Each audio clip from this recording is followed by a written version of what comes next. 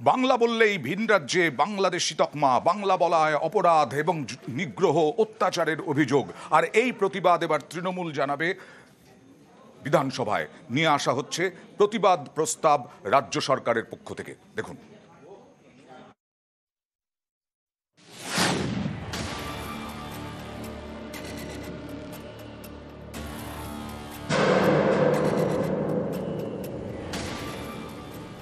বাংলার বাসিন্দা, কাজ করেন ভিন রাজ্যে, সেখানে বাংলায় কথা বললেই বাংলাদেশি বলে দাগিয়ে দেওয়া হচ্ছে, পুলিশ অত্যাচার করছে বলে অভিযোগ। এই ইস্যুতে মঙ্গলবার বিধানসভায় প্রস্তাব পেশ সরকার পক্ষের।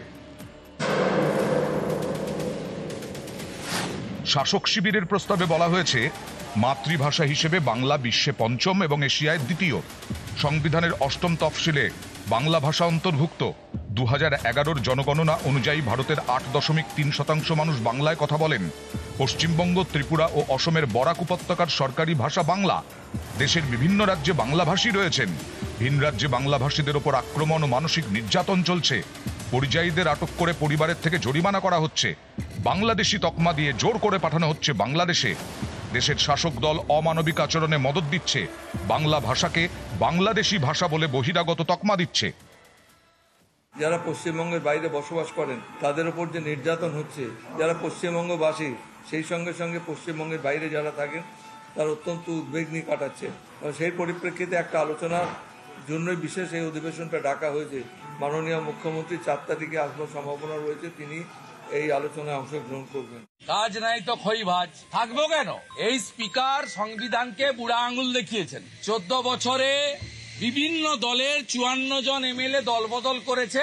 বাবা সাহেব আম্বেদকরের সংবিধান যে মানে না, তাকে মানবো কেন আমরা? মুকুল রায়কে বলে যে বিজেপির এমএলএ, সুমন কাঞ্জিলালকে বলে বিজেপির এমএলএ, আর দুনিয়া পার্টির মিটিং করে ঘুরে বেড়াচ্ছে।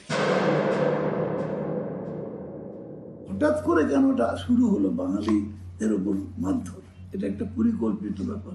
ওরা অন্য কোন রাস্তায় পারবে না। এটা লাস্ট ওদের ওয়েপেন ছিল বলে আমার ধারণা, যে বাঙালিকে মেরে শেষ করতে পারবে না। তার রিটেলিয়েশন যদি আমরা এখানে শুরু করতাম, বিহারিকে মারলাম, ইউপির লোককে মারলাম, যাকে পারলাম সকলকে মারলাম, তাহলে 356 প্রয়োগ করার রাস্তাটা সুগম হয়ে যাবে।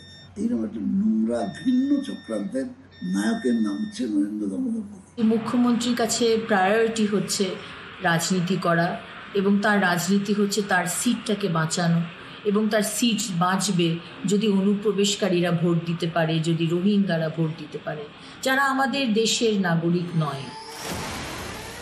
সোমবার থেকে বিধানসভার বিশেষ অধিবেশন চালু। মঙ্গলবার প্রস্তাব পেশ, বুধবার বিধানসভা বন্ধ থাকবে। বিশেষ অধিবেশন শেষ হবে বৃহস্পতিবার।